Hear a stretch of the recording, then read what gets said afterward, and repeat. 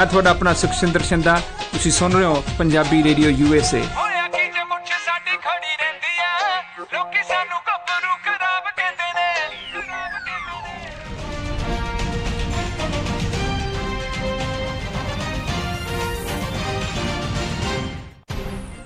Punjabi radio USA ਸੁਣ ਰਹੇ ਸਾਰੇ ਹੀ ਮਾਣਯੋਗ ਅਤੇ ਸਤਿਕਾਰਤ ਸਰੋਤਿਆਂ ਨੂੰ ਪੰਜਾਬੀ ਰੇਡੀਓ USA ਦੀ ਟੀਮ ਅਤੇ ਮੇਰੇ ਰਾਜਕੁਮਾਰ ਸਿੰਘ ਵੱਲੋਂ ਆਪ ਜੀ ਨੂੰ ਬਹੁਤ ਪਿਆਰ ਸਤਿਕਾਰ ਸਹਿਤ ਦੋਨੋਂ ਜੋੜ ਕੇ ਨਿੱਘੀ ਜਿਹੀ ਸਤਿ ਸ੍ਰੀ ਅਕਾਲ। ਸਭ ਨੂੰ ਜੀ ਨੂੰ ਆਖਦੇ ਹਾਂ। ਸੋ ਤੇ ਪ੍ਰੋਗਰਾਮ ਦੇ ਵਿੱਚ ਆਪ ਸਭ ਦਾ ਸਵਾਗਤ ਹੈ। ਪ੍ਰੋਗਰਾਮ ਖਬਰ ਤੇ ਨਜ਼ਰ ਲੈ ਕੇ ਹਾਜ਼ਰ ਹੋ ਚੁੱਕੇ ਹਾਂ। ਮੇਰੇ ਨਾਲ ਪ੍ਰੋਗਰਾਮ ਦੇ ਵਿੱਚ ਇਸ ਟਾਈਮ ਜੁੜ ਚੁੱਕੇ ਨੇ ਮਿੰਟੂ ਗੁਰੂ ਸਰੀਆ ਜੀ ਮਲੋਟ ਸਟੂਡੀਓਜ਼ ਤੋਂ। ਮਿੰਟੂ ਜੀ ਨਿੱਘੀ ਜੀ ਆਇਆਂ ਨੂੰ ਪਿਆਰ ਭਰੀ ਸਤਿ ਸ੍ਰੀ ਅਕਾਲ ਜੀ। ਜੀ ਸ਼ੁਕਰੀਆ ਜੀ ਸਾਰਿਆਂ ਨੂੰ, ਸਤਿ ਸ਼੍ਰੀ ਅਕਾਲ ਜੀ। ਸਾਡੇ ਅੱਜ ਦੇ ਪ੍ਰੋਗਰਾਮ ਖਬਰ ਤੇ ਨਜ਼ਰ ਉਸ ਨੂੰ ਸਪਾਂਸਰ ਕਰਦੇ ਨੇ ਖਾਲਸਾ ਇੰਸ਼ੋਰੈਂਸ ਏਜੰਸੀ ਵਾਲੇ, ਜਿਨ੍ਹਾਂ ਦੇ ਕੋਲੋਂ ਤੁਸੀਂ ਹਰ ਇੱਕ ਤਰੀਕੇ ਦੀ ਇੰਸ਼ੋਰੈਂਸ ਕਰਵਾ ਸਕਦੇ ਹੋ। ਇੰਸ਼ੋਰੈਂਸ ਬਾਰੇ ਪਤਾ ਕਰਨ ਲਈ ਕਾਲ ਕਰੋ ਨੰਬਰ 408-272-2500 ਦੇ ਉੱਤੇ। ਇਸ ਦੇ ਨਾਲ ਕ੍ਰਿਸ਼ਨ ਧਨੋਤਾ ਜੀ ਯੂਬਾ ਸਿਟੀ ਤੋਂ, ਬਚਿੱਤਰ ਸਿੰਘ ਚਾਹਲ ਫਰੈਜ਼ਨੋ ਤੋਂ, ਮਹਿੰਦਰ ਸਿੰਘ ਮਨਜੀਤ ਕੌਰ ਤੱਖਰ ਮੋਡੈਸਟੋ ਤੋਂ, ਜਸਪਾਲ ਸਿੰਘ ਸੈਕਰਾਮੈਂਟੋ ਤੋਂ, ਪ੍ਰਿਤਪਾਲ ਸਿੰਘ ਜੀ ਟਰਲਕ ਤੋਂ, ਜੱਸੀ ਗਿੱਲ ਪਲੰਬਿੰਗ ਵਾਲੇ ਬੇਕਰਸਫੀਲਡ ਤੋਂ, ਪ੍ਰਿੰਸੀਪਲ ਅਵਤਾਰ ਸਿੰਘ ਪੰਨੂ ਬੇਕਰਸਫੀਲਡ ਤੋਂ, ਸਟੋਨ ਸਰਕਲ ਪਾਰਕ ਵਾਲੇ ਸਾਰੇ ਹੀ ਬਜ਼ੁਰਗ, ਸਾਰੇ ਹੀ ਸੀਨੀਅਰਜ਼ ਬੇਕਰਸਫੀਲਡ ਤੋਂ, ਅਤੇ GN ਟਾਇਰ ਐਂਡ ਲਿਊਬ ਵਾਲੇ, ਜਿਨ੍ਹਾਂ ਦੇ ਕੋਲੋਂ ਤੁਸੀਂ ਟਰੱਕ ਵਾਸ਼ ਕਰਵਾ ਸਕਦੇ ਹੋ, ਆਇਲ ਚੇਂਜ ਦਾ ਕੰਮ ਕਰਵਾ ਸਕਦੇ ਹੋ, ਏਅਰ ਬ੍ਰੇਕਾਂ ਦਾ ਕੰਮ ਕਰਵਾ ਸਕਦੇ ਹੋ। ਨਵੇਂ ਪੁਰਾਣੇ ਟਾਇਰ ਤੁਸੀਂ ਇਹਨਾਂ ਤੋਂ ਬਹੁਤ ਹੀ ਵਾਜਿਬ ਕੀਮਤਾਂ 'ਤੇ ਤੁਸੀਂ ਖਰੀਦ ਸਕਦੇ ਹੋ। ਹੋਰ ਜਾਣਕਾਰੀ ਲਈ ਤੁਸੀਂ ਨਿੰਮਾ ਸਹੋਤਾ ਹੋਣਾ ਨੂੰ ਕਾਲ ਕਰੋ। ਇਹਨਾਂ ਦਾ ਨੰਬਰ 209-277-1013 2092771013। ਇਹਨਾਂ ਸਾਰਿਆਂ ਦਾ ਅਸੀਂ ਬਹੁਤ ਬਹੁਤ ਧੰਨਵਾਦ ਕਰਦੇ ਹਾਂ। ਜੇਕਰ ਤੁਸੀਂ ਜਾਂ ਕੋਈ ਹੋਰ ਕਾਰੋਬਾਰ ਇਸ ਪ੍ਰੋਗਰਾਮ ਨੂੰ ਸਪਾਂਸਰ ਕਰਨਾ ਚਾਹੁੰਦੇ ਹੋ, ਸੰਪਰਕ ਕਰੋ 408-722-7698 ਜਾਂ 408-272-5200 ਦੇ ਉੱਤੇ। ਮਿੰਟੂ ਜੀ, ਗੱਲਬਾਤ ਦਾ ਸਿਲਸਿਲਾ ਸ਼ੁਰੂ ਕਰਦੇ ਹਾਂ। ਡੋਕਲਾਮ ਤੇ ਚੀਨ ਨੇ ਕਿਹਾ ਇਸ ਘਟਨਾ ਤੋਂ ਸਬਕ ਲਵੋ ਤੇ ਦੂਜੀ ਵਾਰ ਨਾ ਅਜਿਹਾ ਕਰਿਓ। ਦੇਖੋ, ਆਂਦੇ ਹੁੰਦੇ ਆ ਨਾ ਕਿ ਅਣਜਾਣਾ ਗੱਲ ਕਰੇ ਸਿਆਣਾ ਕਿਆਸ ਕਰੇ। ਇਹਨਾਂ ਨੇ ਜਦੋਂ ਦਾਅਵਾ ਕੀਤਾ ਸੀਗਾ ਨਾ ਕਿ ਸਭ ਕੁਝ ਸੁਲਟ ਗਿਆ, ਸਭ ਕੁਝ ਅਸੀਂ ਸੁਲਝਾ ਲਿਆ, ਉਦੋਂ ਕੁਝ ਲੋਕ, ਚੰਦ ਬੰਦੇ ਇਹ ਕਿਆਫਾ ਲਾਉਂਦੇ ਪਏ ਸਨ ਕਿ ਇਹ ਮਸਲਾ ਏਡੀ ਛੇਤੀ ਸੁਲਝਣ ਵਾਲਾ ਨਹੀਂ, ਇਹ ਅੱਗੇ ਚੱਲ ਕੇ ਭਾਰਤ ਦੇ ਪੈਰ ਦਾ ਕੰਡਾ ਬਣੇਗਾ। ਤਾਂ ਕਿਉਂਕਿ ਉਦੋਂ ਬ੍ਰਿਕਸ ਸੰਮੇਲਨ ਸੀਗਾ ਚਾਈਨਾ ਦੇ ਵਿੱਚ, ਉੱਥੇ ਜਾਣਾ ਸੀਗਾ ਸਾਡੇ ਪ੍ਰਧਾਨ ਮੰਤਰੀ ਨੇ। ਸਭ ਕੁਝ ਬੜੀ ਕਾਹਲੀ ਨਾਲ ਹੋਇਆ। ਔਰ ਸਾਡਾ ਜਿਹੜਾ ਰਾਸ਼ਟਰਵਾਦੀ ਮੀਡੀਆ ਉਹ ਇਸ ਤਰ੍ਹਾਂ ਦਾ ਥਾਲੀ 'ਚ ਭੋਜਨ ਕਈ ਵਾਰ ਪਰੋਸ ਦਿੰਦਾ ਕਿ ਜਿਹੜਾ ਬੰਦਾ ਉਹੋ ਜਿਹੀਆਂ ਚੀਜ਼ਾਂ ਖਾਣ ਤੋਂ ਪਰਹੇਜ਼ ਕਰਦਾ ਤਾਂ ਵੀ ਧੱਕ ਧਕਾ ਕੇ ਉਹਦੇ ਮੂੰਹ 'ਚ ਪਾ ਦਿੱਤਾ ਜਾਂਦਾ, ਹਜ਼ਮ ਕਰਾ ਦਿੱਤਾ ਜਾਂਦਾ। ਪਰ ਹੁਣ ਦੇਖੋ ਕਹਾਣੀ ਕੀ ਨਿਕਲਦੀ ਪਈ ਆ। ਸਾਡਾ ਫੌਜ ਮੁਖੀ ਹੈ ਜਿਹੜਾ ਬਿਪਿਨ ਰਾਵਤ, ਇਹਨੇ ਪਿੱਛੇ ਜੇ ਇੱਕ ਬਿਆਨ ਦਿੱਤਾ ਸੀਗਾ 12 ਜਨਵਰੀ ਨੂੰ। ਉਹਨੇ ਕਿਹਾ ਸੀਗਾ ਕਿ ਚੀਨ ਦੀ ਲਿਬਰੇਸ਼ਨ ਆਰਮੀ ਦਾ ਡੋਕਲਾਮ ਤੇ ਕਬਜ਼ਾ ਵਾ ਤੇ ਉਹਨਾਂ ਨੇ ਉੱਥੇ ਕਈ ਚੌਂਕੀਆਂ ਬਣਾਈਆਂ ਹੋਈਆਂ ਨੇ। ਹੁਣ ਇਹ ਬਿਆਨ ਫੌਜ ਮੁਖੀ ਦਾ ਤੇ ਉਹ ਬਿਆਨ ਜਿਹੜੇ ਉਦੋਂ ਦਿੱਤੇ ਗਏ ਸਨ ਕਿ ਜੀ ਸਾਰਾ ਮੁੱਦਾ ਸਮਝ ਲਿਆ ਅਸੀਂ, ਸਮਝਾ ਲਿਆ ਅਸੀਂ, ਔਰ ਅਸੀਂ ਸੁਲਟਾ ਕੇ ਸੁਲਝਾ ਲਿਆ, ਸਭ ਕੁਛ ਠੀਕ ਠਾਕ ਕਰ ਲਿਆ, ਤਾਂ ਉਹ ਯਾਨੀ ਆਪਣੇ ਆਪ ਦੇ ਵਿੱਚ ਝੂਠ ਬਣ ਜਾਂਦਾ ਜੇ ਅਸੀਂ ਪਹਿਲਾਂ ਇਸ ਬਿਆਨ ਨੂੰ ਲਈਏ ਜੋ ਫੌਜ ਮੁਖੀ ਦੇ ਦਿੱਤਾ। ਹੁਣ ਉਹ ਕਿਉਂ ਬਣਾਇਆ ਗਿਆ ਪ੍ਰਾਪੇਗੰਡਾ, ਕਿਉਂ ਮੀਡੀਆ ਦੇ ਵਿੱਚ ਇਸ ਤਰ੍ਹਾਂ ਫੈਲਾਇਆ ਗਿਆ, ਸਮਝ ਤੋਂ ਪਰੇ ਦੀ ਗੱਲ ਆ। ਔਰ ਦੂਜੀ ਚੀਜ਼, ਉਸ ਵੇਲੇ ਇਹਨਾਂ ਨੇ ਦਾਅਵਾ ਕੀਤਾ ਸੀਗਾ ਕਿ ਉਹਨਾਂ ਨੇ ਆਪਣੀ ਫੌਜ ਉੱਥੋਂ ਪਿੱਛੇ ਹਟਾ ਲਈ ਆ, ਅਸੀਂ ਆਪਣੀ ਫੌਜ ਉੱਥੋਂ ਹਟਾ ਲਈ, ਮਤਲਬ ਕਿ ਦੋਏ ਦੇਸ਼ ਪਿੱਛੇ ਹਟ ਗਏ। ਪਰ ਹੋਇਆ ਕੀ ਸੀਗਾ ਕਿ ਉਹਨਾਂ ਦੇ ਜਿਹੜੇ ਰੱਖਿਆ ਮੰਤਰਾਲੇ ਦੇ ਜਾਂ ਜਿਹੜੇ ਹੋਰ ਡਿਫੈਂਸ ਦੇ ਮਾਹਰ ਆ, ਉਹਨਾਂ ਨੇ ਨਾਲ ਦੀ ਨਾਲ ਇਸ ਦਾਅਵੇ ਨੂੰ ਰੱਦ ਕਰ ਦਿੱਤਾ ਸੀਗਾ। ਪਰ ਭਾਰਤ ਨੇ ਕਦੇ ਵੀ ਉਹਨਾਂ ਦੇ ਇਸ ਰੱਦੇ ਹੋਏ ਦਾਅਵੇ ਨੂੰ ਕਦੇ ਰੱਦ ਨਹੀਂ ਸੀ ਕੀਤਾ। ਸਵਾਲ ਉਦੋਂ ਵੀ ਉੱਠੇ। ਹੁਣ ਅੱਜ ਚਾਈਨਾ ਵਾਲਿਆਂ ਨੇ ਦੇਖੋ ਗਣਤੰਤਰ ਦਿਹਾੜੇ ਤੋਂ ਪਹਿਲਾਂ ਇਹਨਾਂ ਨੂੰ ਸਾਫ਼ ਕਹਿਤਾ, ਕਹਿੰਦੇ ਕਿ ਦੇਖੋ ਇਹ ਜਿਹੜਾ ਘਟਨਾਕ੍ਰਮ ਵਾਪਰਿਆ ਇਹਦੇ ਤੋਂ ਸਬਕ ਲਵੋ ਤੇ ਹੁਣ ਆਇੰਦਾ ਅੱਗੇ ਇਹੋ ਜਿਹੀ ਕਦੇ ਹਮਾਕਤ ਨਾ ਕਰਿਓ। ਔਰ ਉਹਨਾਂ ਨੇ ਇਹ ਵੀ ਦੱਸਿਆ ਕਿ ਜਿਹੜਾ ਡੋਕਲਾਮ ਆ ਉਹ ਵਿਵਾਦਤ ਜਗ੍ਹਾ ਨਹੀਂ, ਜਿੱਦਾਂ ਕਿ ਸਾਡਾ ਆਰਮੀ ਚੀਫ ਕਹਿ ਰਿਹਾ ਸੀਗਾ ਕਿ ਵਿਵਾਦਤ ਜਗ੍ਹਾ ਦੇ ਵਿੱਚ ਉਹਨਾਂ ਨੇ ਆਪਣੀ ਆਰਮੀ ਦੀਆਂ ਚੌਂਕੀਆਂ ਬਣਾਈਆਂ। ਉਹ ਕਹਿੰਦੇ ਵਿਵਾਦਤ ਜਗ੍ਹਾ ਨਹੀਂ ਕਹਿਣਾ, ਨਾ, ਇਹ ਸਾਡਾ ਇਲਾਕਾ, ਤਾਂ ਤੁਸੀਂ ਇਹਦੇ ਵਿੱਚ ਵੜ ਕੇ ਕੁਤਾਹੀ ਕੀਤੀ ਆ, ਗਲਤੀ ਕੀਤੀ ਆ, ਅੱਜ ਤੋਂ ਬਾਅਦ ਦੂਜੀ ਵਾਰ ਇਹ ਗਲਤੀ ਨਹੀਂ ਕਰਾਉਣੀ। ਸਾਫ਼ ਤੌਰ ਤੇ ਉਹਨਾਂ ਨੇ ਇਹਨਾਂ ਨੂੰ ਚੇਤਾ ਦਿੱਤਾ, ਚੇਤਾਵਨੀ ਦੇ ਦਿੱਤੀ। ਔਰ ਦਿੱਤੀ ਕਦੋਂ ਹੈ? ਜਦੋਂ ਆਸੀਆਨ ਦੇਸ਼ਾਂ ਦੇ ਮੁਖੀ ਇੱਥੇ ਗਣਤੰਤਰ ਦਿਹਾੜੇ ਤੇ ਮਹਿਮਾਨ ਦੇ ਤੌਰ ਤੇ ਆ ਰਹੇ ਆ।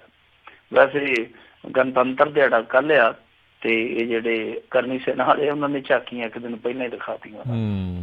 ਖੈਰ ਦੂਜੀ ਚੀਜ਼ ਜਿਹੜੀ ਇਸ ਸਮੇਂ ਦੇਖਣ ਵਾਲੀ ਆ, ਸਮਝਣ ਵਾਲੀ ਆ, ਕਿ ਇੱਕ ਰਿਪੋਰਟ ਸਾਬਕਾ ਇੰਟੈਲੀਜੈਂਸ ਅਫਸਰ ਸੀਗੇ ਆਰਮੀ ਦੇ ਵਿਨਾਇਕ ਭੱਟ, ਉਹਨਾਂ ਨੇ ਵੀ ਪੇਸ਼ ਕੀਤੀ ਆ 7-8 ਦਿਨ ਪਹਿਲਾਂ ਦਾ ਪ੍ਰਿੰਟ।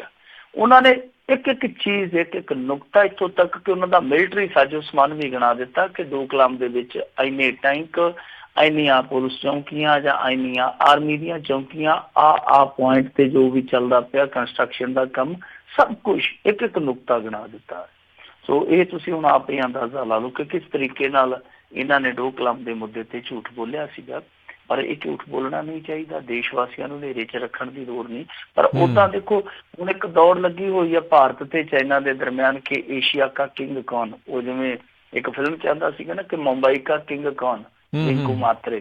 ਤਾਂ ਹੁਣ ਇਹਨਾਂ ਦੀ ਦੌੜ ਲੱਗੀ ਹੋਈ ਆ। ਇਸ ਦੌੜ ਦੇ ਵਿੱਚ ਇਸ ਤਰ੍ਹਾਂ ਝੂਠ ਮਾਰ ਕੇ ਤੁਸੀਂ ਆਪਣੇ ਦੇਸ਼ ਵਾਸੀਆਂ ਨੂੰ ਹਨੇਰੇ 'ਚ ਰੱਖ ਕੇ ਅੱਗੇ ਨਹੀਂ ਵੱਧ ਸਕਦੇ।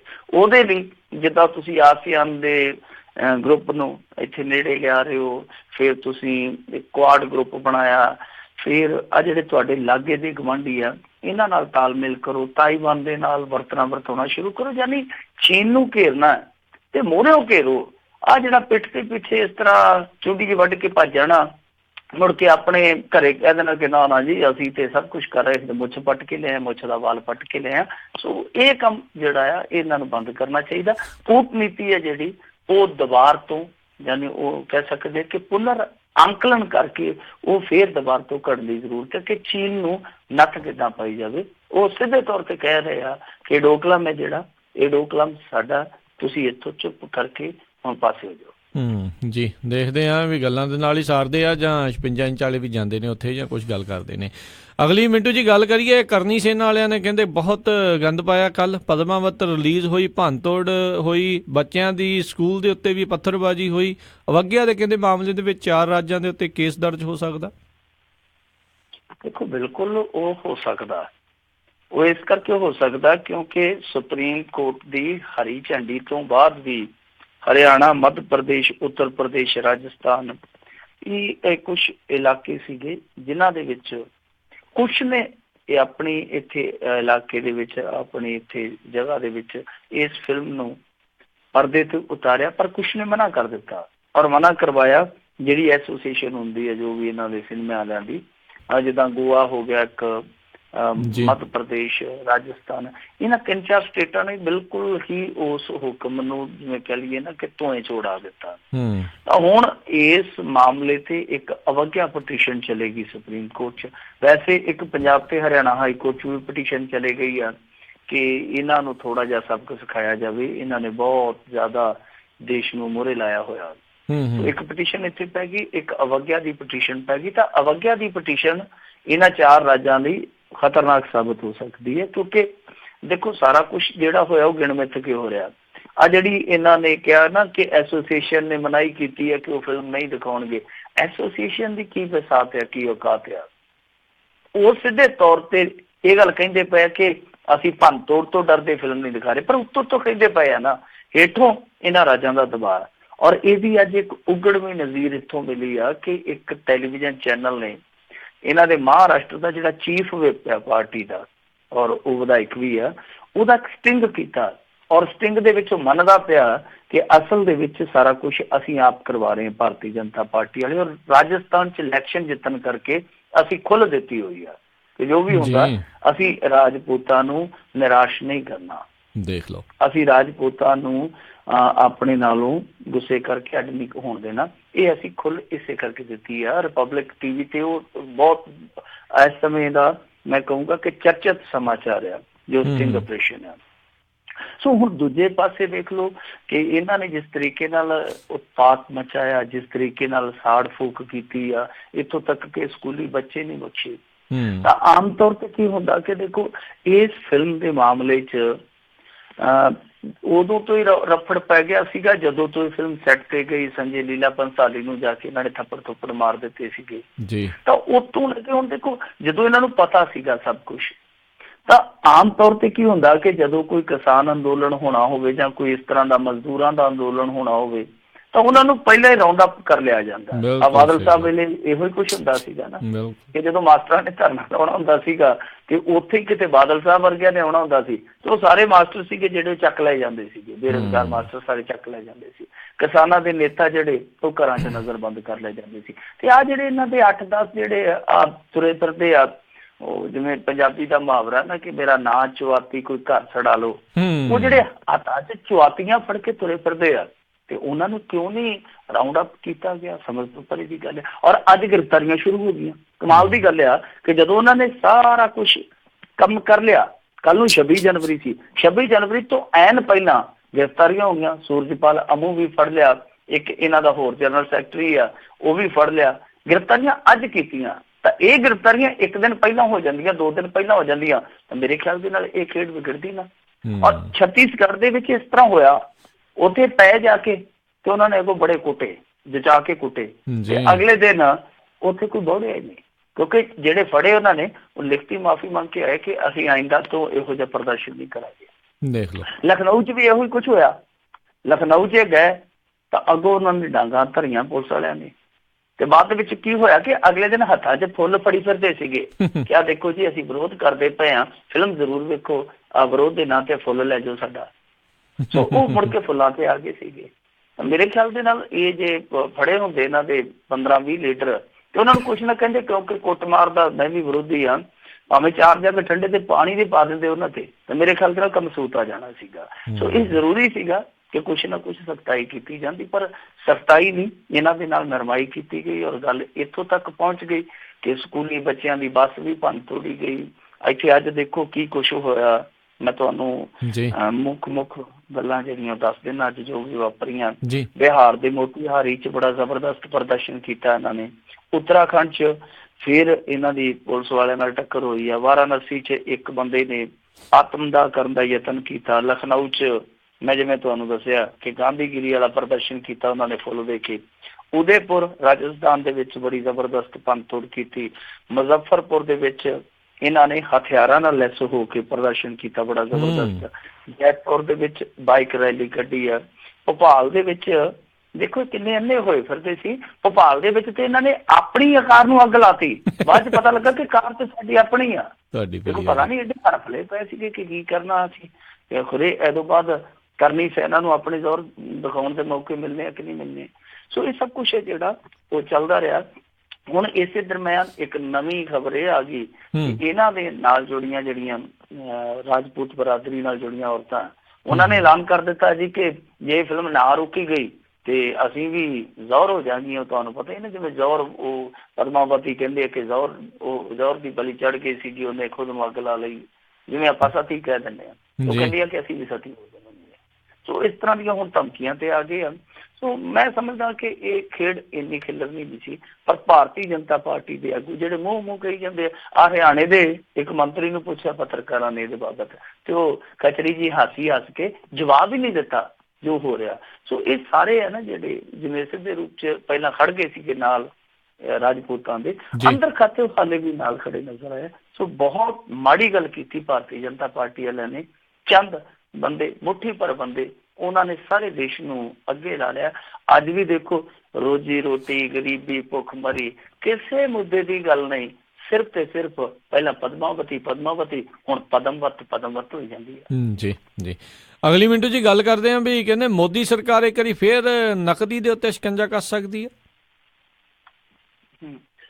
ਦੇਖੋ ਇਹ ਡਿਜੀਟਲ ਇੰਡੀਆ ਦੇ ਰਸਤੇ ਪਏ ਹੋਏ ਆ ਤਾਂ ਇਸ ਤਰ੍ਹਾਂ ਨਹੀਂ ਹਟਣਗੇ। ਲੋਕਾਂ ਦੀਆਂ ਤਸੱਲੀਆਂ ਹਾਲੇ ਥੋੜਾ ਜਿਹਾ ਹੋਰ ਕਰਾਉਣਗੇ। ਹੁਣ ਇਹ ਸੁਣਨ ਦੇ ਵਿੱਚ ਆਇਆ ਵਾ ਕਿ ਇਹ ਜਿਹੜੀਆਂ ਨਗਦ ਨਿਕਾਸੀਆਂ ਹੁੰਦੀਆਂ ਜ਼ਿਆਦਾ ਨਗਦ ਨਿਕਾਸੀਆਂ ਕੀਤੀਆਂ ਜਾਂਦੀਆਂ ਤਾਂ ਉਹਨਾਂ ਨੂੰ ਬਹੁਤ ਜ਼ਿਆਦਾ ਮਹਿੰਗਾ ਕਰਨ ਜਾ ਰਹੇ ਆ।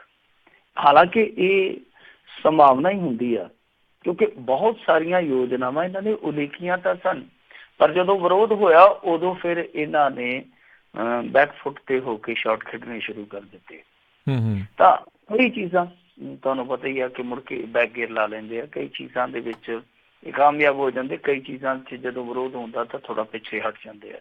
ਤਾਂ ਹੁਣ ਇਸ ਮਾਮਲੇ 'ਚ ਜੋ ਖਬਰਾਂ ਆ ਰਹੀਆਂ ਨੇ, ਵੈਸੇ IT ਦੇ ਮੰਤਰਾਲੇ ਦੇ ਅਨੁਸਾਰ ਇਹ ਸਭ ਸੂਚਨਾਵਾਂ ਜਿਹੜੀਆਂ ਨੇ ਉਹ ਨਿਕਲ ਕੇ ਆ ਰਹੀਆਂ।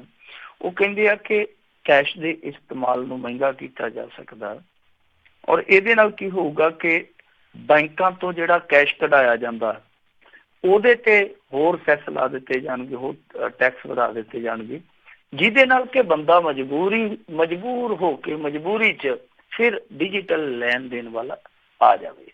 ਯਾਨੀ ਉਹੀ ਖੇਡ ਕਿ ਅੱਗੇ ਨੋਟਬੰਦੀ ਦਾ ਬਹਾਨਾ ਬਣਾ ਲਿਆ ਕਿ ਅਸੀਂ ਡਿਜੀਟਲ ਇੰਡੀਆ ਬਣਾਉਣਾ, ਤਾਂ ਨੋਟਬੰਦੀ ਕੀਤੀ ਆ।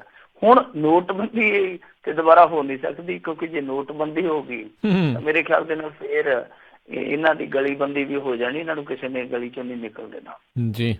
ਸੋ ਨੋਟਬੰਦੀ ਨਹੀਂ, ਐਤਕੀ ਇਹਨਾਂ ਨੇ ਆਹ ਚੀਜ਼ ਲੈ ਆਂਦੀ ਆ ਕਿ ਅਸੀਂ ਟ੍ਰਾਂਜੈਕਸ਼ਨਾਂ ਬਹੁਤ ਮਹਿੰਗੀਆਂ ਕਰ ਦੇਵਾਂਗੇ, ਟੈਕਸ ਲਾਉਣੇ ਸ਼ੁਰੂ ਕਰ ਦੇਵਾਂਗੇ ਕਿ ਲੋਕ ਆਪਣੇ ਆਪ ਹੀ ਡਿਜੀਟਲ ਲੈਣ ਦੇਣ ਵੱਲ ਆ ਜਾਣ। ਇੱਕ ਚੰਗੀ ਗੱਲ ਹੈ ਵੈਸੇ, ਡਿਜੀਟਲ ਲੈਣ ਦੇਣ ਹੋਵੇ ਤਾਂ ਕਰੰਸੀ ਹੈ ਜਿਹੜੀ ਜੋ ਵੀ ਲੈਣ ਦੇਣ 'ਚ ਚੱਲਦੀ ਆ, ਜੋ ਵੀ ਚੱਲਣ 'ਚ ਰਹਿੰਦੀ ਹੈ, ਬਾਜ਼ਾਰ 'ਚ ਰਹਿੰਦੀ ਹੈ, ਤਾਂ ਉਹਦਾ ਹਿਸਾਬ ਕਿਤਾਬ ਰੱਖਣਾ ਬਹੁਤ ਸੌਖਾ। ਫੇਕ ਕਰੰਸੀ ਦਾ ਵੀ ਰਟਾ ਜਿਹੜਾ ਉਹ ਬਹੁਤ ਹੱਦ ਤੱਕ ਨਿਬੜ ਜਾਂਦਾ। ਪਰ ਇਹਦੇ ਲਈ ਹੁਣ ਦੇਖੋ ਨਾ ਕਿ ਨੋਟਬੰਦੀ 'ਚ ਅਸੀਂ ਕੀ ਦੇਖਿਆ ਸੀਗਾ ਕਿ ਸ਼ਹਿਰਾਂ 'ਚ ਤੇ ਠੀਕ ਹੈ ਕਿ 15-20 ਦਿਨਾਂ ਬਾਅਦ ਕੰਮ ਚੱਲਣ ਲੱਗ ਪਏ ਸਨ। ਉੱਥੇ ਸਾਰੇ ATM ਭਾਵੇਂ ਥੋੜੇ ਨੋਟ ਕੱਢਦੇ ਸਨ, ਉਹ ਕੱਢੀ ਜਾਂਦੇ ਸੀਗੇ। ਪਰ ਰੌਲਾ ਪੈਂਦਾ ਕਿ ਪਿੰਡਾਂ 'ਚ ਜਿੱਥੇ ਸਾਰਾ ਭਾਰਤ ਵੱਸਦਾ, ਸਾਰਾ ਨਹੀਂ ਚਲੋ ਪੌਣਾ ਕੁ ਭਾਰਤ ਤੇ ਵੱਸਦਾ ਨਾ, 70% ਦੱਸਦੇ ਆ ਕਿ ਭਾਰਤ ਜਿਹੜਾ ਉਹ ਪਿੰਡਾਂ 'ਚ ਵੱਸਦਾ।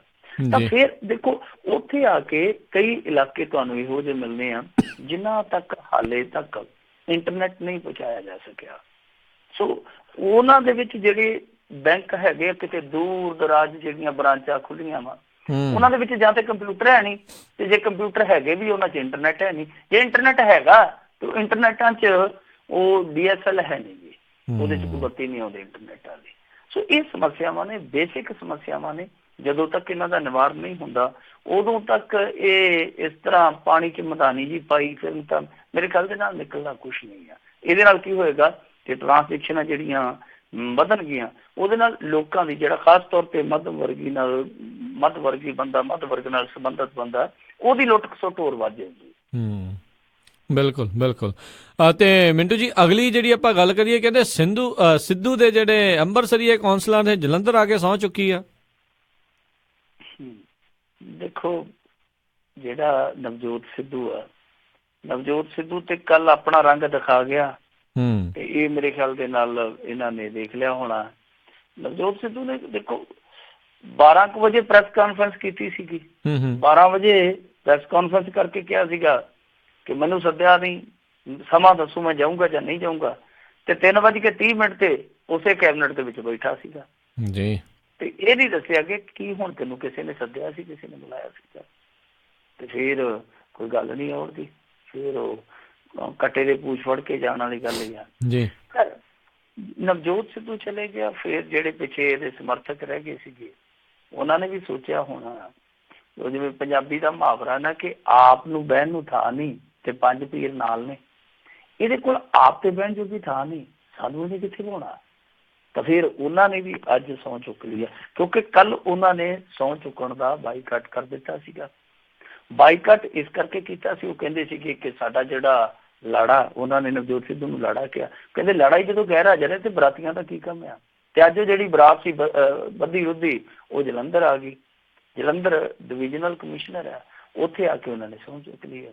ਸਹੁੰ ਇਸ ਕਰਕੇ ਚੁੱਕੀ ਆ ਕਿਉਂਕਿ ਜਦੋਂ ਤੱਕ ਸਹੁੰ ਨਹੀਂ ਚੁੱਕਦੇ ਉਦੋਂ ਤੱਕ ਉਹ ਕਾਉਂਸਲਰ ਮੰਨੇ ਨਹੀਂ ਜਾਣੇ ਜੀ। ਸੋ ਇਸ ਕਰਕੇ ਉਹਨਾਂ ਨੂੰ ਜਦੋਂ ਮਹਿਸੂਸ ਹੋਇਆ ਕਿ ਅਸੀਂ ਜਿੱਤ ਕੇ ਵੀ ਨਾ ਕਿਤੇ ਗੱਡੀਆਂ ਰਹਿ ਜਾਈਏ, ਤੇ ਨਵਜੋਤ ਸਿੱਧੂ ਦਾ ਤਾਂ ਪਤਾ ਹੀ ਕੋਈ ਨਹੀਂ ਗਾ ਉਹਨੇ ਕਿਹੜੀ ਗੱਡੀ ਫੜ ਲੈਣੀ ਆ, ਉਹ ਭੱਜਾ ਫਿਰਦਾ, ਜਿਹੜੇ ਟਰੈਕ ਤੇ ਗੱਡੀ ਉਹਨੂੰ ਦੇਸੀ ਕਿ ਇਹ ਤੇਜ਼ ਜਾਂਦੀ ਪਈ ਆ, ਉਹਨੂੰ ਹੱਥ ਪਾ ਕੇ ਲੰਘ ਜਾਣਾ ਤੇ ਅਸੀਂ ਕਿਤੇ ਉੱਥੇ ਸਟੇਸ਼ਨ ਤੇ ਖੜੇ ਨਾ ਰਹਿ ਜਾਈਏ। ਸੋ ਇਸ ਕਰਕੇ ਉਹਨਾਂ ਨੇ ਵੀ ਸਹੁੰ ਚੁੱਕ ਲਈ ਆ। ਇਹ ਹੁਣ ਅੱਜ ਦਾ ਤਾਜ਼ਾ ਘਟਨਾਕ੍ਰਮ ਆ ਕਿ ਜਿਹੜੇ ਉਹ ਇਹਦੇ ਸਮਰਥਕ ਸੀਗੇ ਉਹਨਾਂ ਨੇ ਵੀ ਸਹੁੰ ਚੁੱਕ ਲਈ ਆ। ਪਰ ਦੱਸਦੇ ਆ ਕਿ ਨਵਜੋਤ ਸਿੱਧੂ ਦੀ ਨਾਰਾਜ਼ਗੀ ਜਿਹੜੀ ਆ ਉਹ ਹਾਲੇ ਵੀ ਜਿਉਂਦੀ ਤਿਉਂ ਆ। ਔਰ ਖਬਰਾਂ ਤੇ ਇਹ ਵੀ ਆਉਂਦੀਆਂ ਪਈਆਂ ਕਿ ਕੈਪਟਨ ਅਮਰਿੰਦਰ ਸਿੰਘ ਹੈ ਜਿਹੜਾ, ਉਹ ਹਾਲੇ ਵੀ ਨਵਜੋਤ ਸਿੱਧੂ ਦੇ ਨਾਲ ਉਸੇ ਹੀ ਸੁਰ ਦੇ ਵਿੱਚ, ਉਸੇ ਹੀ ਤੇਵਰ ਦੇ ਵਿੱਚ ਪੇਸ਼ ਆ ਰਿਹਾ ਜਿਹੜੇ ਕਿ ਪਿਛਲੇ 1.5-2 ਮਹੀਨਿਆਂ ਤੋਂ ਉਹ ਦਿਖਾ ਰਿਹਾ। ਤਾਂ ਇਹਦਾ ਮਤਲਬ ਹੈ ਕਿ ਉੱਤੋਂ ਠੀਕ ਹੈ ਕਿ ਕੈਬਨਿਟ ਦੇ ਵਿੱਚ ਜਾ ਕੇ ਇਹਨਾਂ ਨੇ ਮੈਸੇਜ ਦਿੱਤਾ ਕਿ ਸਭ ਅੱਛਾ ਹੋ ਗਿਆ। ਸਭ ਅੱਛਾ ਕੋਈ ਨਹੀਂ ਹੋਇਆ। ਉਲਟਾ ਹੁਣ ਖਬਰ ਇਹ ਆਉਣ ਡਈ ਆ ਕਿ ਮੰਤਰੀ ਮੰਡਲ ਦੇ ਵਿਸਤਾਰ ਨੂੰ ਲੈ ਕੇ ਵੀ ਬਹੁਤ ਵੱਡਾ ਇਹਨਾਂ ਦੇ ਅੰਦਰੋਂ ਅੰਦਰ ਰੱਫੜ ਪੈਣਾ ਸ਼ੁਰੂ ਹੋ ਗਿਆ, ਕਿਉਂਕਿ ਕੈਪਟਨ ਅਮਰਿੰਦਰ ਸਿੰਘ ਮੰਤਰੀ ਮੰਡਲ ਦਾ ਵਿਸਤਾਰ ਨਹੀਂ ਹੋਣ ਦੇਣਾ ਚਾਹੁੰਦਾ। ਉਹਨੂੰ ਇਹ ਲੱਗਦਾ ਕਿ ਮੇਰੇ ਖਿਲਾਫ ਜਿਹੜੀ ਕੰਮ ਕਰਦੀ ਹੈ ਲੌਬੀ, ਕਿਤੇ ਉਹਦੇ ਬੰਦੇ ਜਿਹੜੇ ਆ ਉਹ ਕੈਬਨਿਟ 'ਚ ਨਾ ਆ ਜਾਣ। ਪਰ ਦੂਸਰੇ ਪਾਸੇ ਜਿਹੜੇ ਇਹਨਾਂ ਦੇ ਵਿਰੋਧੀ ਆ, ਜਿਹੜੇ ਵਾਕਈ ਲੌਬੀ ਦੂਸਰੀ ਲੌਬੀ ਦੇ ਬੰਦੇ ਆ, ਉਹ ਇਹ ਗੱਲ ਸੋਚਦੇ ਪਏ ਆ। ਉਹ ਕਹਿੰਦੇ ਆ ਕਿ ਜਿੰਨੇ ਸਾਰੇ ਮੰਤਰੀਆਂ ਦੇ ਕੋਲ ਮਹਿਕਮੇ ਆ, ਉਹਨੇ ਇਕੱਲਾ ਕੈਪਟਨ ਸਾਂਭੀ ਬੈਠਾ। ਇਹਦਾ ਮਤਲਬ ਕਿ ਸਰਕਾਰ ਇਕੱਲੀ ਕੈਪਟਨ ਦੀ ਹੈ। ਸੋ ਇਸ ਮਾਮਲੇ 'ਚ ਹੁਣ ਇਹਨਾਂ ਦੇ ਅੰਦਰ ਉਤਲ ਪੁਤਲ ਹੋ ਗਈ ਆ। ਮੈਂ ਇੱਕ ਦਿਨ ਅੱਗੇ ਵੀ ਆਈਡੀਆ ਲਾਉਂਦਾ ਸਾਂ ਬੈਠਾ ਕਿ ਨਵਜੋਤ ਸਿੱਧੂ ਇਕੱਲਾ ਨਹੀਂ ਹੋ ਸਕਦਾ, ਨਵਜੋਤ ਸਿੱਧੂ ਦੇ ਨਾਲ ਮੋਢੇ ਕੋਈ ਹੋਰ ਵੀ ਹੋਣਗੇ। ਇਹੋ ਹੀ ਹੁਣ ਲੱਗਦਾ ਕਿ ਨਵਜੋਤ ਸਿੱਧੂ ਜਿਹੜਾ, ਕਿਉਂਕਿ ਉਹ ਤੁਹਾਨੂੰ ਪਤਾ ਵਿਵਾਕ ਆਦਮੀ ਆ, ਬੋਲਣ ਲੱਗਿਆ ਫਿਰ ਉਹ ਅੱਗਾ ਪਿੱਛਾ ਨਹੀਂ ਦਿੰਦਾ। ਪਰ ਇਹੋ ਜਾਪਦਾ ਕਿ ਨਵਜੋਤ ਸਿੱਧੂ ਪ੍ਰਗਟ ਇਕੱਲਾ ਹੋਇਆ ਅਪਰਤੱਖ ਰੂਪ ਦੇ ਵਿੱਚ ਉਹਦੇ ਪਿੱਛੇ ਮੋਢੇ ਜ਼ਰੂਰ ਖੜੇ ਆ। ਜੀ ਜੀ ਜੀ। ਤੇ ਅਗਲੀ ਆਪਾਂ ਮਿੰਟੂ ਜੀ ਗੱਲ ਕਰੀਏ, ਕਹਿੰਦੇ ਪੰਜਾਬ ਦੇ ਜਿਹੜੇ ਸੇਵਾ ਕੇਂਦਰ ਆ ਬੰਦ ਹੋਣਗੇ। ਦੇਖੋ, ਇਹ ਬੰਦ ਕਰ ਹੀ ਦੇਣੇ ਚਾਹੀਦੇ ਸੀਗੇ, ਇਹਨਾਂ ਦੇ ਵਿੱਚ ਕੋਈ ਫਾਇਦਾ ਤੇ ਹੈ ਨੀ ਗਾ। ਪ੍ਰਕਾਸ਼ ਸਿੰਘ ਬਾਦਲ ਤੇ ਸੁਖਬੀਰ ਸਿੰਘ ਬਾਦਲ ਨੇ ਇਹੋ ਜਿਹੇ ਕਈ ਚਿੱਟੇ ਹਾਥੀ ਬੰਨੇ ਆ, ਉਹ ਜਿਨ੍ਹਾਂ ਦਾ ਨਾ ਖਰਚ ਜਿਹੜਾ ਉਹ ਪੰਜਾਬ ਦੇ ਸਿਰ ਤੇ ਬਿਨਾਂ ਗੱਲੋਂ ਪਈ ਜਾਂਦਾ ਸੀਗਾ, ਬਿਨਾਂ ਗੱਲੋਂ। ਕਿਉਂਕਿ ਤੁਹਾਨੂੰ ਪਤਾ ਕਿ ਹਾਥੀ ਜਿੱਡਾ ਮੋਟਾ ਹੋਊਗਾ, ਹਾਥੀ ਜਿੱਡਾ ਵੱਡਾ ਹੋਊਗਾ, ਚਾਰਾ ਓਨਾ ਹੀ ਉਹਦਾ ਖਰਚੀਲਾ ਹੋਊਗਾ। ਤੇ ਇਹ ਜਿਹੜੇ ਸੇਵਾ ਕੇਂਦਰ ਬਣਾਏ ਇਹਨਾਂ ਨੇ, ਮਾਲਕਾਂ ਦਾ ਮਸ਼ਹੂਰੀ ਕੰਪਨੀ ਦੀ ਦੇ ਤੇਰੇ ਦੇ ਇੱਥੇ ਉਦਘਾਟਨ ਕਰ, ਉੱਥੇ ਕਰ, ਰੋਜ਼ਾਨਾ ਉਦਘਾਟਨ। ਕਿਉਂਕਿ ਅਖੀਰਲੇ 6 ਮਹੀਨੇ ਤਾਂ ਉਦਘਾਟਨ ਦੇ ਵਿੱਚ ਹੀ ਸੁਖਬੀਰ ਸਿੰਘ ਬਾਦਲ ਨੇ ਬਤਾਏ ਸੀਗੇ ਕਿ ਆਹ ਵੀ ਬਣਾਤਾ। ਪਰ ਜਦੋਂ ਪੋਲ ਖੁੱਲੀ, ਵੈਸੇ ਪੋਲ ਖੁੱਲਣ ਦੀ ਜ਼ਰੂਰਤ ਨਹੀਂ ਸੀ, ਲੋਕਾਂ ਨੂੰ ਪਤਾ ਸੀ ਵਿਚਲੀ ਕਹਾਣੀ ਦਾ। ਤਾਂ ਉਹ ਸੱਚ ਕੀ ਸੀ, ਹਕੀਕਤ ਕੀ ਸੀਗੀ ਸੇਵਾ ਕੇਂਦਰਾਂ ਦੀ। ਵੈਸੇ ਪਹਿਲ ਕਦਮੀ ਬਹੁਤ ਵਧੀਆ ਸੀਗੀ। ਪਹਿਲ ਕਦਮੀ ਇਉਂ ਵਧੀਆ ਕਿ ਦੇਖੋ 100 ਦੇ ਕਰੀਬ ਉਹ ਸਰਵਿਸਾਂ ਦਿੰਦੇ ਨੇ ਸੇਵਾ ਕੇਂਦਰ ਵਾਲੇ। ਮਸਲਨ ਤੁਸੀਂ ਬਿਜਲੀ ਦਾ ਬਿੱਲ ਭਰਨਾ, ਅੱਗੇ ਤੁਹਾਡਾ ਜਿਹੜਾ ਕੋਈ ਦਫ਼ਤਰ ਹੈ ਜਾਂ ਉਪ ਮੰਡਲ ਹੈ ਜਾਂ ਜਿੱਥੇ ਵੀ ਤੁਹਾਡਾ ਬਣਿਆ, ਉਹ ਜੇ ਤੁਸੀਂ ਪਿੰਡ 'ਚ ਰਹਿੰਦੇ ਹੋ ਤਾਂ ਕਈ ਦਫਾ ਤੁਹਾਨੂੰ 10-10 ਕਿਲੋਮੀਟਰ 15-15 ਕਿਲੋਮੀਟਰ ਵੀ ਸਾਈਡ ਤੇ ਜਾਣਾ ਪੈਂਦਾ ਸੀਗਾ। ਤੇ ਜਿਹੜਾ ਸੇਵਾ ਕੇਂਦਰ ਆ, ਜੇ ਤੁਹਾਡੇ ਪਿੰਡ ਨਹੀਂ ਤੇ ਨਾਲ ਦੇ ਪਿੰਡ 'ਚ ਆ, 3-4 ਕਿਲੋਮੀਟਰ ਜਾ ਕੇ ਤੁਸੀਂ ਉੱਥੇ ਆਪਣਾ ਬਿੱਲ ਪੇ ਕਰ ਸਕਦੇ ਹੋ।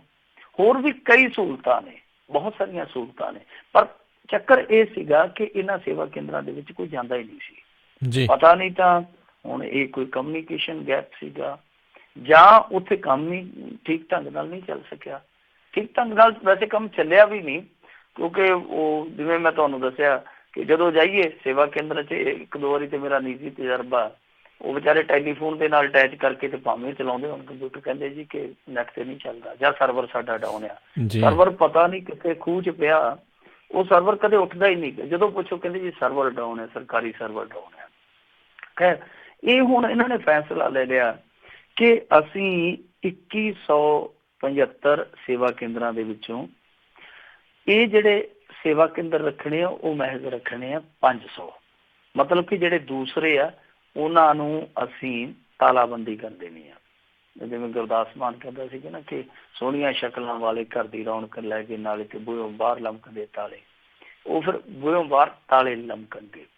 ਇਹਨਾਂ ਨੇ ਇਹ ਪੱਕਾ ਮਨ ਬਣਾ ਲਿਆ, ਕੈਬਨਿਟ ਦੇ ਵਿੱਚ ਫੈਸਲਾ ਲੈ ਲਿਆ ਕਿ ਅਸੀਂ 500 ਜਿਹੜੇ ਸੇਵਾ ਕੇਂਦਰ ਰੱਖਣੇ ਆ, ਉਹ ਰੱਖਣੇ ਆ ਜਿਨ੍ਹਾਂ ਦੇ ਵਿੱਚ ਵਟਤ ਹੈਗੀ ਆ, ਜਿਨ੍ਹਾਂ ਦੇ ਵਿੱਚ ਕੋਈ ਇਨਕਮ ਹੁੰਦੀ ਆ।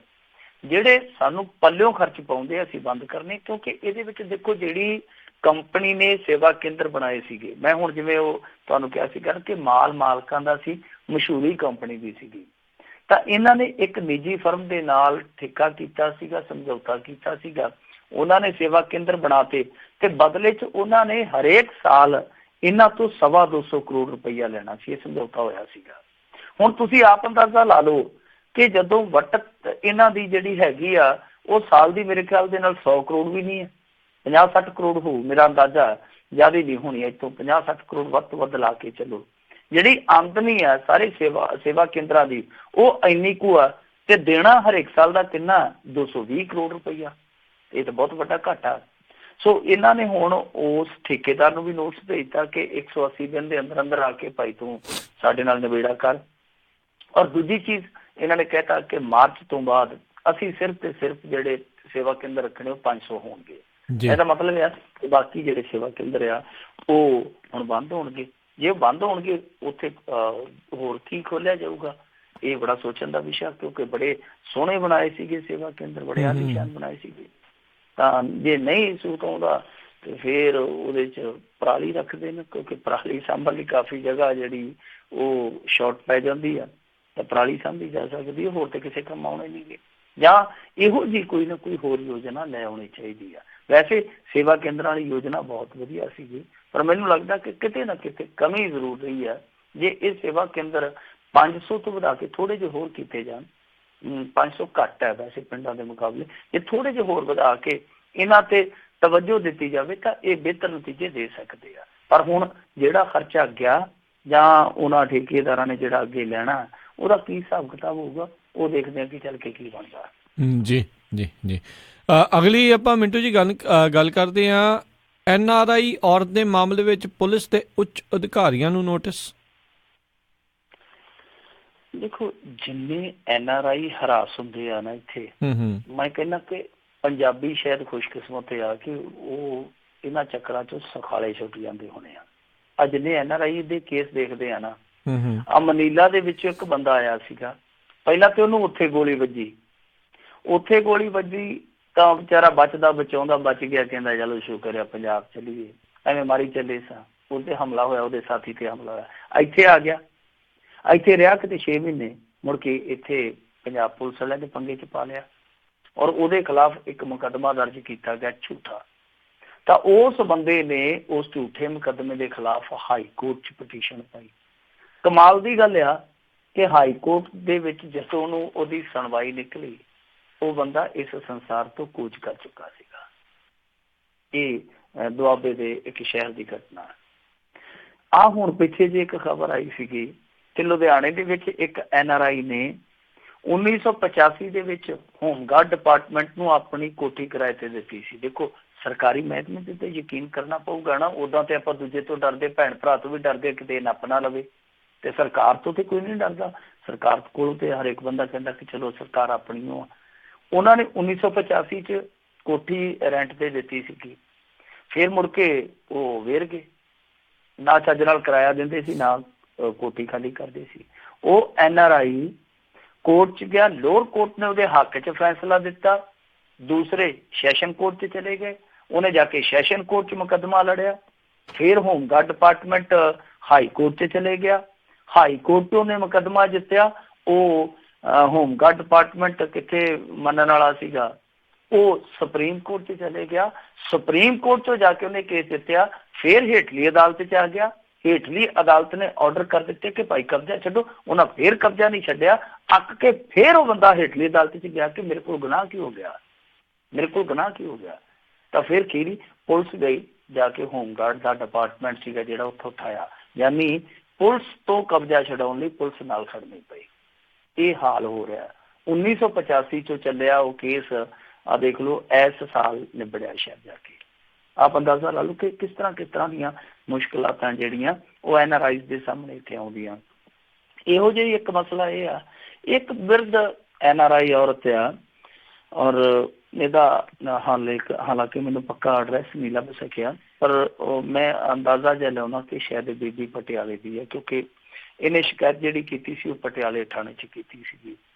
ਸ਼ਿਕਾਇਤ 2015 'ਚ ਕੀਤੀ ਸੀਗੀ। ਸ਼ਿਕਾਇਤ 'ਚ ਇਹਨੇ ਇਹ ਕਿਹਾ ਸੀਗਾ ਕਿ ਕੁਛ ਬੰਦਿਆਂ ਨੇ ਪੁੱਛਲਾ ਕੇ, ਕੁਛ ਵਿਅਕਤੀਆਂ ਨੇ ਜਿਹਨਾਂ 'ਚ ਇੱਕ ਔਰਤ ਵੀ ਸੀਗੀ ਸ਼ਾਮਲ, ਇਹਨਾਂ ਨੇ ਮੈਨੂੰ ਚਿੱਟ ਫੰਡ ਦੇ ਵਿੱਚ ਇਨਵੈਸਟ ਦੇ ਬਹਾਨੇ ਬਹੁਤ ਮੋਟਾ ਚੂਨਾ ਲਾ ਦਿੱਤਾ, ਲਗਭਗ 1.5 ਕਰੋੜ ਦਾ। ਤੇ ਹੋਇਆ ਕਿ ਇਹਨੇ ਅਦਾਲਤ ਦੇ ਵਿੱਚ ਪਟੀਸ਼ਨ ਪਾਈ ਜਾ ਕੇ, ਕਿਉਂਕਿ ਪਹਿਲਾਂ ਹੇਠਲੇ ਪੱਧਰ ਤੇ ਪੁਲਿਸ ਨੇ ਸੁਣਵਾਈ ਨਹੀਂ ਕੀਤੀ। ਫਿਰ ਕੋਰਟ ਨੇ ਉਹ ਜਿਹੜੇ ਨਾਮਜ਼ਦ ਦੋਸ਼ੀ ਸੀਗੇ ਉਹਨਾਂ ਨੂੰ ਭਗੌੜਾ ਕਰਾਰ ਦੇ ਦਿੱਤਾ। ਕਮਾਲ ਦੀ ਗੱਲ ਤੇ ਇਹ ਆ ਕਿ ਇੱਕ ਪਾਸੇ ਉਹ ਪੁਲਿਸ ਦੇ ਕਾਗਜ਼ਾਂ 'ਚ ਭਗੌੜੇ ਵੱਜਦੇ ਸਨ, ਦੂਸਰੇ ਪਾਸੇ ਮਾਈ ਦੇ ਉਹ ਵਿੱਚ ਵੱਜਦੇ ਫਿਰਦੇ ਸੀਗੇ, ਯਾਨੀ ਉਸੇ ਸ਼ਹਿਰ 'ਚ ਤੁਰੇ ਫਿਰਦੇ ਸੀਗੇ। ਤਾਂ ਫਿਰ ਉਹ ਹਾਈ ਕੋਰਟ ਗਈ। ਹਾਈ ਕੋਰਟ ਨੇ ਟਾਈਮ ਬਾਉਂਡ ਕੀਤਾ ਕਿ ਇੰਨੇ ਚਿਰ ਦੇ ਵਿੱਚ ਬੰਦੇ ਫੜੋ। ਉਹਨਾਂ ਨੇ ਨਹੀਂ ਫੜੇ। ਫਿਰ ਮਾਈ ਫਿਰ ਹਾਈ ਕੋਰਟ ਚ ਪਹੁੰਚੀ। 70-75 ਸਾਲ ਦੀ ਉਹ ਮਾਈ ਫਿਰ ਜਾ ਕੇ ਦਰਖਾਸਤ ਕਰਦੀ ਹੈ ਕਿ ਦੇਖੋ ਤੁਸੀਂ ਆਰਡਰ ਵੀ ਕੀਤੇ ਆ, ਬੰਦੇ ਤਾਂ ਵੀ ਸ਼ਹਿਰ ਚ ਤੁਰੇ ਫਿਰਦੇ ਆ। ਤੇ ਹੁਣ ਉਹਨਾਂ ਨੇ DGP, SSP ਔਰ ਹੋਰ ਜਿਹੜੇ ਵੱਡੇ ਪੁਲਿਸ ਅਧਿਕਾਰੀ ਆ ਉਹਨਾਂ ਨੂੰ ਨੋਟਿਸ ਕਰ ਦਿੱਤਾ। ਪਰ ਤੁਸੀਂ ਇਹ ਦੇਖੋ ਕਿ ਇੱਕ ਸ਼ਿਕਾਇਤ ਦਰਜ ਕਰਵਾਉਣ ਲਈ ਔਰ ਬੰਦੇ ਫੜਵਾਉਣ ਲਈ ਇੱਕ ਬਿਰਧ ਔਰਤ ਨੂੰ ਕਿੰਨਾ ਚੱਕਰ ਕੱਟਣਾ ਪਿਆ 3 ਸਾਲ ਦਾ। 3 ਸਾਲਾਂ ਚ ਉਹਦਾ ਮਾਨਸਿਕ ਨੁਕਸਾਨ ਕਿੰਨਾ ਹੋਇਆ ਹੋਊਗਾ, ਆਰਥਿਕ ਨੁਕਸਾਨ ਕਿੰਨਾ ਹੋਇਆ ਹੋਊਗਾ, ਅੰਦਾਜ਼ਾ ਲਾ ਲਓ। ਜੀ ਜੀ ਜੀ।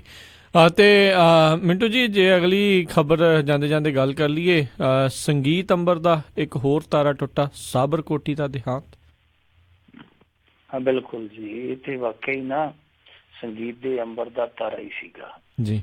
ਪਰ ਤਾਰੇ ਆ ਜਿਹੜੇ ਇਹ ਅਸਮਾਨ ਵਾਲੇ ਤਾਰਿਆਂ ਵਾਂਗੂ ਟੁੱਟਦੇ ਹੀ ਰਹਿੰਦੇ ਆ, ਸਦੀਵੀ ਤਾਰੇ ਨਹੀਂ ਰਹਿੰਦੇ। ਵੈਸੇ ਹੁਣ ਜਿਹੜੇ ਦੌਰ ਚੋਂ ਆਪਾਂ ਗੁਜ਼ਰਦੇ ਪਏ ਆ, ਬਹੁਤ ਹੀ ਆਲਾ ਮਿਆਰ ਦੇ ਜਿਹੜੇ ਕਲਾਕਾਰ ਸਨ ਉਹ ਇੱਕ ਇੱਕ ਕਰਕੇ ਵਿਛੜਦੇ ਜਾ ਰਹੇ ਆ। ਯਮਲਾ ਜੱਟ ਤੋਂ ਲੈ ਕੇ ਦੇਖ ਲਓ ਕਿੰਨੇ ਗਏ, ਮਾਨਕ ਵਰਗੇ, ਸਾਬਰ ਕੋਟੀ ਵਰਗੇ, ਬਰਕਤ ਸਿੱਧੂ ਵਰਗੇ, ਢਾਡੀ ਅਲਵੇਲਾ, ਕਿੰਨੇ ਚਲੇ ਗਏ ਛੱਡ ਕੇ ਫਨਕਾਰ ਜੀ। ਸੋ ਵਾਰੀ ਤਾਂ ਸਾਰਿਆਂ ਦੀ ਆਉਣੀ ਹੈ, ਪਰ ਸਾਬਰ ਕੋਟੀ ਦਾ ਜਾਣਾ ਇਸ ਕਰਕੇ ਦੁਖਦਾ ਕਿਉਂਕਿ ਇਹਦੀ ਉਮਰ ਤੇ ਹਾਲੇ 50 ਤੋਂ ਥੱਲੇ ਸੀ ਜੀ। ਔਰ ਸਾਬਰ ਕੋਟੀ ਇਹੋ ਜਿਹਾ ਗਾਇਕ ਸੀਗਾ ਜਿਹਨੂੰ ਆਪਾਂ ਕਹਿ ਸਕਦੇ ਹਾਂ ਕਿ ਸੰਘਰਸ਼ ਦੇ ਬਲਬੂਤੇ ਤੇ, ਆਪਣੇ ਟੈਲੈਂਟ ਦੇ ਬਲਬੂਤੇ ਤੇ ਆਇਆ, ਕੋਈ ਸ਼ਾਰਟਕਟ ਨਹੀਂ।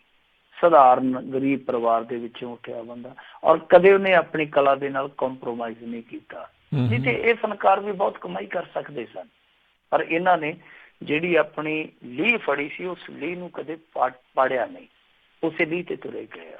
ਔਰ ਗਾਣੇ ਕਿਆ ਖੂਬ ਗਾਣੇ ਸੀਗੇ ਉਹਦੇ। ਉਹ ਮੌਸਮ ਵਾਂਗੂ ਬਦਲ ਗਏ ਤੇ ਅਸੀਂ ਰੁੱਖਾਂ ਵਾਂਗੂ ਖੜੇ ਰਹੇ। ਵਾਕਿਆ ਦੂਜੇ ਮੌਸਮਾਂ ਵਾਂਗੂ ਬਦਲਦੇ ਰਹੇ ਤੇ ਰੁੱਖਾਂ ਵਾਂਗੂ ਖੜੇ ਰਹੇ। ਬਿਮਾਰ ਵੀ ਹੋਇਆ, ਕਿਸੇ ਦੇ ਅੱਗੇ ਹੱਥ ਨਹੀਂ ਅੱਡਿਆ, ਆਪਣੀ ਬਿਮਾਰੀ ਨਾਲ ਆਪ ਹੀ ਲੜਦਾ ਰਿਹਾ। ਪਤਾ ਨਹੀਂ ਕਿਸੇ ਨੂੰ ਉਡੀਕਿਆ ਵੀ ਹੋਊਗਾ, ਪਰ ਉਹ ਮੌਸਮ ਵਾਂਗੂ ਬਦਲ ਗਿਆ। ਤਾਂ ਫਿਰ ਉਹਦਾ ਗਾਣਾ ਸੀਗਾ ਕਿ ਅਸੀਂ ਧੁਰ ਅੰਦਰ ਤੱਕ ਲੀਰਾਂ ਹੋਏ ਬੈਠੇ ਹਾਂ। ਤੇ ਅੰਤਲੇ ਸਮੇਂ ਚ ਮੇਰੇ ਖਿਆਲ ਦੇ ਨਾਲ ਅੰਦਰੋਂ ਉਹ ਬੰਦਾ, ਉਹ ਅੰਦਰੋਂ ਉਹ ਸ਼ਖਸ ਲੀਰੋਂ ਲੀਰ ਜ਼ਰੂਰ ਸੀਗਾ, ਕਿਉਂਕਿ ਥੋੜੇ ਦਿਨ ਪਹਿਲਾਂ ਇੱਕ ਵੀਡੀਓ ਉਹਦੀ ਵਾਇਰਲ ਹੋਈ ਸੀਗੀ। ਉਹਦੇ ਚ ਜੋ ਬਿਆਨਾਤ ਕਰਦਾ ਉਹ ਤੋਂ ਅਹਿਸਾਸ ਹੁੰਦਾ ਕਿ ਸਾਬਰ ਕੋਟੀ ਅੰਦਰੋਂ ਅੰਦਰ ਦੁਖੀ ਸੀ, ਬਿਮਾਰੀ ਨਾਲ ਟੁੱਟਿਆ ਪਿਆ ਸੀਗਾ। ਖੈਰ ਵਿਛੋੜਾ ਸਾਬਰ ਕੋਟੀ ਦਾ ਜਿੱਥੇ ਸੰਗੀਤ ਜਗਤ ਲਈ ਬਹੁਤ ਵੱਡਾ ਘਾਟਾ, ਪਰ ਜਿਹੜੇ ਚੰਗੇ ਸੰਗੀਤ ਦੇ ਰਸੀਏ ਆ, ਚੰਗੇ ਸੰਗੀਤ ਦੇ ਜਿਹੜੇ ਪ੍ਰੇਮੀ ਆ, ਉਹਨਾਂ ਲਈ ਬਹੁਤ ਵੱਡਾ ਘਾਟਾ ਜੀ ਜੀ।